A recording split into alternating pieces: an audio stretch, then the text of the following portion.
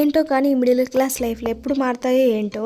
అంటే ఇంతవరకు ఇల్లు లేదనే బాధ, ఇల్లు అయ్యాక అందులో ఫర్నిచర్ లేదనే బాధ. ఇలాగ ఒకటి పోతే ఒకటి అనమాట. ఎందులోనూ సాటిస్ఫై అవ్వలేము. ఒక్కదానికి సాటిస్ఫై అయ్యేలోపు ఇంకొకటి బాధ అనేది వస్తూ ఉంటుంది అనమాట. అది లేదు ఇది లేదు అని చెప్పేసి ఎందులోనూ తృప్తి చెందలేము అనమాట. ఏ ఒక్క చిన్న వస్తువు కొనాలన్నా కూడా పదే పదే ఆలోచించాల్సి వస్తుంది. తీరా ఆ వస్తువు కొన్నాక అందులో ఎక్కువ పెట్టేశామేమో అని చెప్పేసి అదొక బాధ అనమాట.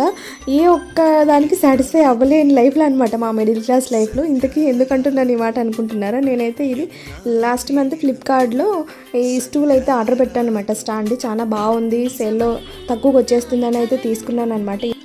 ఈ స్టాండ్ తీసుకున్నప్పుడేమో మా వారు అయితే తిట్టారనమాట, ఎందుకు డబ్బులు వేస్ట్ చేస్తామని చెప్పేసి. తర్వాత నేను ఇలా అయితే సెట్ చేశాను అనమాట. ఇలాగా గుమ్మానికి ఎదురుగా కనిపించేలాగా స్టాండ్ మీద కృష్ణుడిని అయితే పెట్టేశాను. చాలా అందంగా కనిపిస్తుంది. అప్పుడైతే మా వారు అయితే మెచ్చుకున్నారు బాగుంది అని చెప్పేసి. ఇందుకే మీకు ఎలా అనిపించింది గైస్ నా ఐడియా? మీకు నచ్చినట్టయితే తప్పకుండా లైక్ చేయండి. అబ్బా లైక్ చేయకుండానే చూస్తున్నారు, ఒక గట్టిగా లైక్ అయితే ఇచ్చేసేయండి. థ్యాంక్స్ ఫర్ వాచింగ్ అండి. Bye bye.